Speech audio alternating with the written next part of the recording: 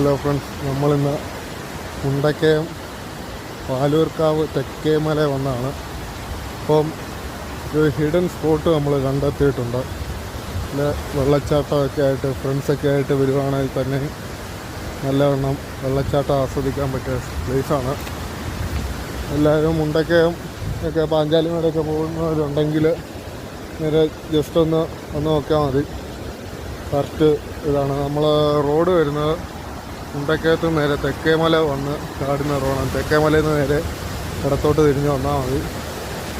ഇതാണ് ഇവിടുത്തെ വ്യൂ.